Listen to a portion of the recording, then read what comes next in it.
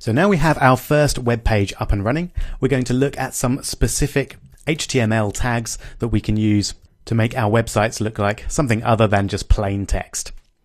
And in this video, we'll be looking at header tags. So I'm going to get rid of the text there, my first web page, and I'm going to do my first header tag. Now, do you remember how we do that from the example.com that we looked at a couple of videos ago? If so, then try putting in a header tag. Go for it. I hope you managed it. If not, don't worry. We open a tag in the normal way with our angled brackets, and then our first header tag we're going to use is H1. And then my text editor gives me the closing tag as well, which is very handy. If yours doesn't, then just write it out manually. It's not a problem. And I'm going to type, this is a big header. Then let's have a look. So we'll save that and take a look. There we go. So you can see this is what an H1 tag looks like with no custom styling. It's a nice big bold header. And that's about it. That's all we can do with an H1 tag. With an H2 tag,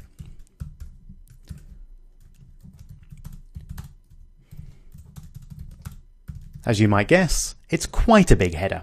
Not quite as big as H1, but let's have a look. There we go.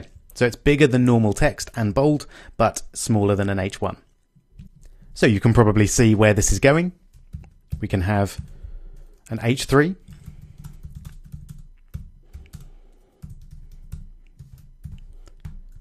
And it's getting smaller and smaller as we go on. And I'm actually just going to copy and paste so you don't have to see me type out each one. So that's going to be an H4. Let's have a quick look at that. So obviously we're getting smaller and smaller every time, and we can keep going. So H5. Smaller again. We're actually getting smaller than normal text here. And we can keep going. We can have an H6 header as well. I must say at this point, they're very rarely used, the H6 header. I don't think I've ever gone beyond an H4 in any of the websites that I've used. So it's very unlikely you'll use an H6. But just to point out, if we try and use an H7 header,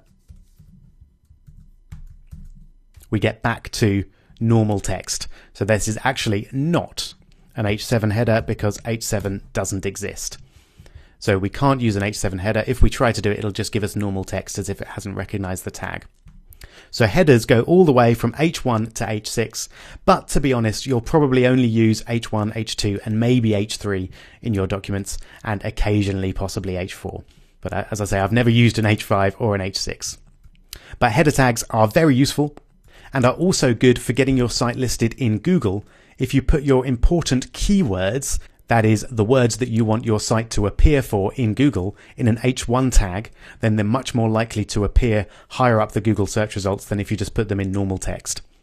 So I definitely recommend using H1 tags on all your pages, and probably H2 tags as well if you've got some slightly smaller headings that you want to use. Alright, so now you're an expert in header tags. In the next video we're going to look at paragraph tags, which was the other formatting tag that we saw in the example.com website.